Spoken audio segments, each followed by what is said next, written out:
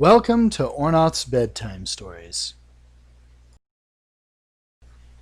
Tonight's story, Orn Oth and the Chicken Mischief, written by Orn Oth the Dragon and read by Orn Oth the Dragon. Orn Oth was a baby silver dragon. He stood 6 inches tall and 12 whole inches long. He lived in a deep, cool cave in a mighty mountain far to the north. He loved to play in the snow. He would run out of his cave and jump, tucking in his little arms and legs to his sides, just under his little wings. And when he hit the snow, he would slide on his tummy through the evergreen trees, yelling, "Whee!" all the way to his favorite cliffside, where he would look out and see a beautiful landscape with all kinds of colors. Not just white and green and gray, but yellow and red and blue. So one day he decided that he would leave his snow and see what was at the bottom of the mountain. Orn Oth was amazed as it got warmer and warmer, and soon all the snow began to disappear. Orn Oth had never seen trees without snow on them before, and the ground here was green. "This ground is weird. It has lots of small green things poking up out of all the soft brown dirt. And these trees, they don't have sharp needles on them, but instead have great big green leaves," he exclaimed. Orn Oth continued waddling along on his little limbs, looking around the forest as he strolled down the mountain. He saw a deer drinking from a stream, and a bear eating berries from a bush. Then he came past a pond with beavers working on a dam, and ducks swimming along, quacking loudly. Orn Oth sat and watched as the beavers worked, and the ducks quacked. Suddenly something big snuck up behind him and pounced on him. "Oof!" Orn Oth cried as he was pinned to the ground. The dirt made him sneeze, and a little puff of frost came out of Orn Oth's snout. So he shook the dirt off of his head, and he looked over his shoulder to see a fox standing there laughing at him. "Why did you do that?" Orn Oth asked. "Because it was funny," said the fox. She stepped off of him and flaunted her tail as she sat and licked her paws. Orn Oth could not stop staring. The fox was covered in thick red fur that changed to black at the end of her legs and white at the tip of her tail and ears. "It's rude to stare," she scoffed at him. "Sorry," Orn Oth said, looking down. "I never saw red on an animal before. It's a very pretty color." The fox grinned. "Yes, I am very pretty. In fact, I am the most beautiful creature in the whole forest," she bragged. Orn Oth wasn't sure what to think of her. Then the fox walked around him and looked him over and said, "You're not from around here. Would you like to have some fun?" Orn Oth perked up at this because he loved having fun. "Oh, yes, please, I would love to have some fun," he exclaimed. The fox chuckled and led Orn Oth the rest of the way down the mountain and into a field full of flowers. They frolicked through the field and up to a large hill. Orn Oth loved the colors and the smells all around him. Then the fox stopped and pointed down the hill. "Do you see that, little dragon?" she asked. Orn Oth looked and saw a small farm with a whitewashed house, a big red barn, and a chicken coop. "Wow, cool as snow!" Orn Oth squeaked with excitement. "What is all that?" "It's a farm, you silly dragon," the fox laughed. "This is where we are going to have our fun. We are going to go down to the chicken coop and take the chicken's eggs and call them dummy heads," she said. Orn Oth gasped. "But that isn't nice," he said. The fox loomed over him and glared hard at him. "Are you saying you don't want to be my friend?" she asked coldly. "Well, I—" Poor Orn Oth did not know what to say. The fox pushed him forward with her paw. "Just go on and you will get the hang of it," she said. Orn Oth didn't feel very good about this, but he went along with the fox. After all, she seemed to know what she was doing. so they crept quietly down the hill through the tall grass to the farm. They sneaked around the back of the barn and up along the side and looked around. The chickens walked around their coop, pecking the ground and scratching for worms. Looking along the wire fence, Orn Oth spotted a small hole where he and the fox could get in and out. Orn Oth slipped through the hole and scampered into the henhouse where the nests of eggs were.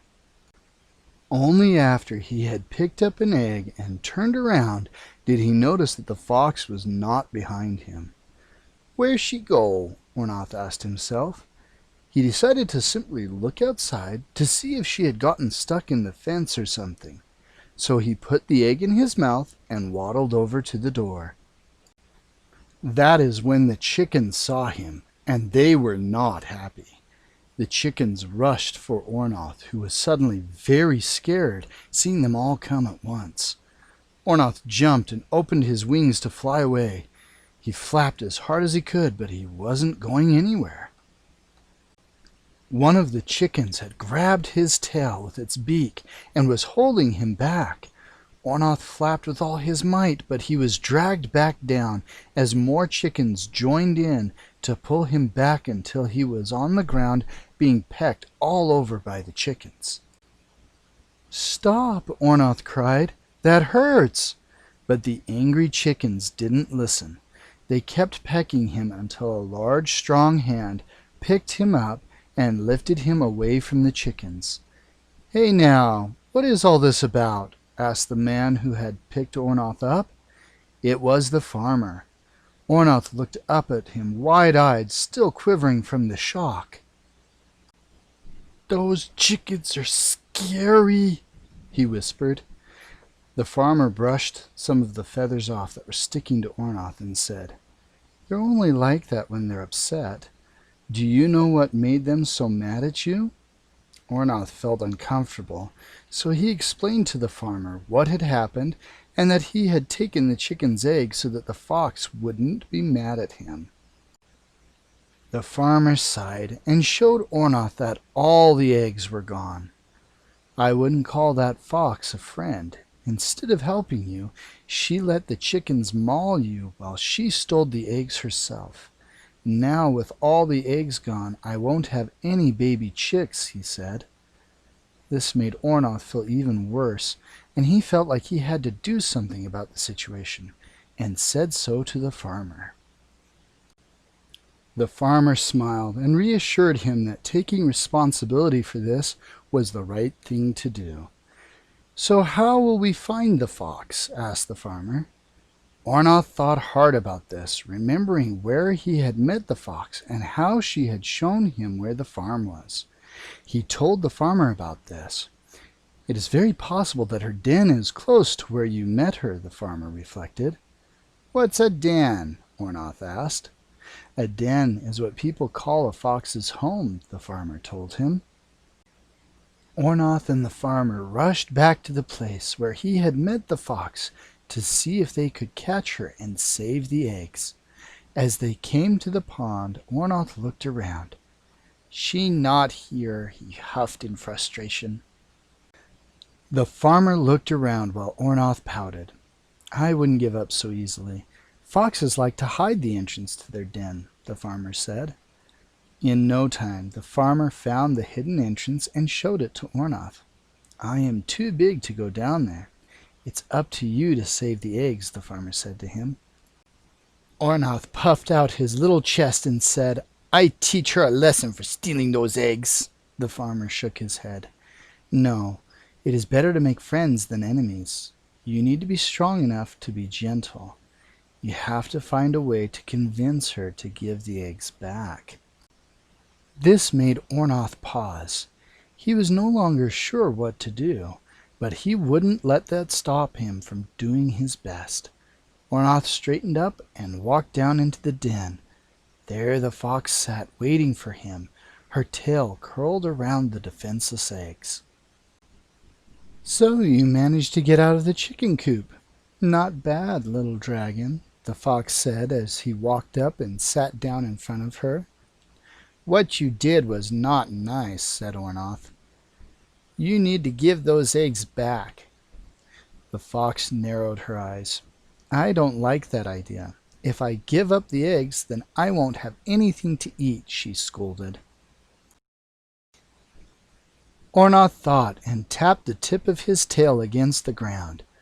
"I know you need to eat, but if you eat all the eggs, then the farmer will run out of chickens after a while," Orn Oth said. "So?" the fox asked.